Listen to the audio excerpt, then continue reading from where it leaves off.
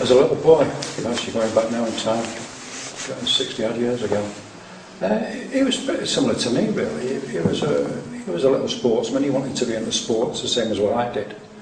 I remember him playing soccer, cricket, the same as what I did. And of course at that time he didn't have any horse blood in him at that time. That wasn't on the horizon or on the scene at all. But he liked his sports, and he was a little mischievous little thing, just like me, I suppose, at that time as well. And we were pretty similar lads really. I was a little bit older, probably a little bit taller at that time as well. But I think we had similar outlooks on life, similar backgrounds, very similar backgrounds. No, he was a good little lad, he was. And we used to come from Denton to Openshaw, visiting uncles and aunties and cousins. And at that time, which would be the late 1940s, no, I would say no. But and of course then David got to that age where he got into the church, got into the pantomimes in the church, and then became more interested in the theatrical side of life maybe, and took a great interest in it. And he did, and like Beryl and Hazel have said, he was a natural entertainer, and he really was a natural. And when you looked at him years later, he was just a born natural entertainer, and that's what he wanted to do, I guess, all his life. And he did. He entertained and brought a lot of happiness to people. I remember getting Coronation Street. I remember him reading on the radio, reading short stories on a Saturday, and I can remember being, as a young lad myself, gathering around the radio on a Saturday. We didn't have TV then, which is unusual these days, and we used to just gather around the radio on a Saturday and listen to Cousin David reading. And he could read, and he was a marvellous, his diction was, I always remember his diction, and it was such a long time, it was 60 years ago, no, 50 odd years ago, and his diction, I can hear it now. That's why I think one of the things that helped him to become the actor that he became. I do remember seeing him on Coronation Street. We probably got a TV later on, but before then, when he was reading on the radio, we didn't have TV. But I would imagine Dad went out and thought his nephew's coming on TV, so we better get a TV. So I'm sure Dad must have gone out and made sure we all saw him on TV and didn't have to go knocking on next door and come and watch your telly, like we used to have to do in those days.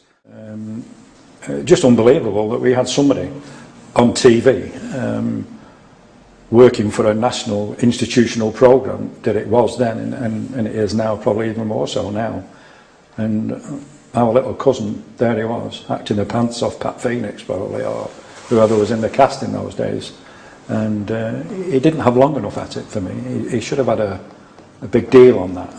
And years later, they should have had him back years later, but they didn't. So, but no, it was a lovely, lovely feeling that a member of our family, the Joneses, just a normal little family, one of their family was on the TV. It was lovely, really, really nice. But his love was horses, and luckily I was over in Florida a few years ago, and we went to the stables with him, and his passion was just there. And I can remember him once, he was mucking out, and I was there videoing him mucking out and looking after him, feeding the horses. And as he's mucking out, one of the horses did another poo, and as soon as it hit the deck, he scooped it up, didn't go for a shovel, he just scooped it up and threw it out. I don't live in poo, he said, so the horse doesn't live in poo. And it only just hit the deck and it was gone. And he thought so much of the horses, like, you know, didn't want them to live in dirt and filth or whatever. He had a lovely way about him with horses, he really, really did. And his cousin David is a star in America, and we're all glued to watching this wonderful programme, and I think it was wonderful, and it still is. Why it isn't on now, I'll never know. It should be rerun, but it was a lovely, lovely feeling. Here's our David again, and he's cracked it again, and he's doing really, really well. And it was really nice, and it was a good, clean programme, no bad language in it. It was funny, and there was nice music in it, and it still is good music, I remember going to the house one day at Clumber Road, and he'd just arrived from the States, and I think it was 1966, I think it was 66, and I went round one day, and at that time I was self-employed and I had a van, a little red Ford van, I can see it now, and I went to the house, took my dad went with me, and I would imagine my mum went as well, just to see David, and David's dad, and Beryl, and Alan. And I can remember reversing the van up the drive and the police having to make a way so I could get the van up the drive, because I was going to put suitcases in the van and whisk him off to the airport, and then he would get in his car and follow me to the airport, and we did that. We managed to get it up the drive, load suitcases in, and while we're doing this, the garden wall, I can see the garden wall getting pushed over now. There was that many girls there. The street was absolutely packed out with young girls, and the garden wall went over, and then eventually we managed to get out down the drive, Manchester Airport, and David followed us in a limo or whatever. But amazing scenes. So, you know, this is a new experience for a family that's not used to that kind of thing, and it was amazing. It really was. It was scary, really. It was dangerous, because somebody could have got hurt with that wall, and I don't remember anybody getting hurt, but it was a dangerous situation. But it was he wanted his dad to live in a much better, healthier environment from where he did live, which was very generous of him at that time. And so he brought him out of Openshaw, put him into the Denton Reddish border in this lovely detached house on Clumber Road.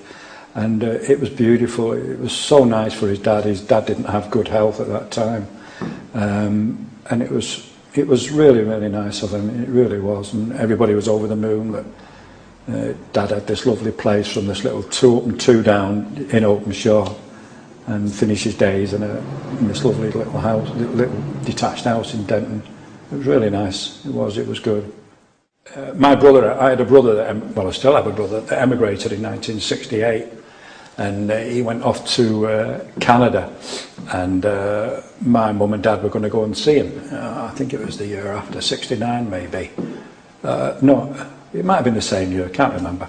And my dad took ill, couldn't fly, and so David got in touch with me and said, listen, I know your dad wanted to go and see your kid, and he can't fly. He said, but could he make a cruise? So I would say, yeah, he could cruise to Montreal, because those days you could cruise from Liverpool, Montreal, then get the train wherever. Well, I'd like to pay for your dad then to go to Canada on a cruise ship on the, I think it was Empress of Canada, they were going to go on it. So we booked it, and they were going to go on that, my mum and dad, and shortly after that, he had another heart attack, my dad. So that kiboshed it. So he couldn't do anything, like he wasn't fit enough to do anything. So I got back in touch with David, and David said, oh God, he said, well, give the money to your kid then. The money that I give you to pay for your mum and dad, he said, give it to your kid, to let them come over to see my mum and dad. So that's what he did. He gave the money to my brother instead, and they came from Canada to the UK instead of the other way. So that was just one of his generous. Well, I think one of the things that we've just hit on was his generosity, and something that he did for me. I do believe that he made me a better person.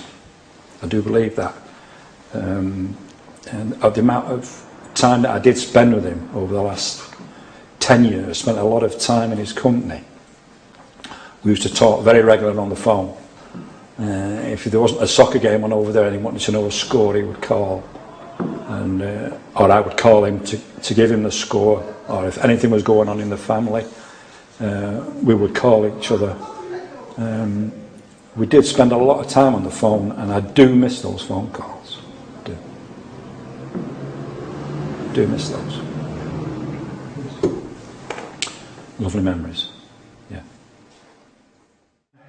He was just a level-headed guy, feet on the ground, Manchester lad, never forgot his roots, always remembered his family, always remembered his family. He was very close to everybody in the family, very, very close. Yeah, he would always have the time of day for you, always have the time of day, and we'll just never forget him. He left quite a legacy, quite a big legacy. You know, not quite a legacy. He did leave a legacy. Yeah, he did. And I miss the guy. I wanna be free.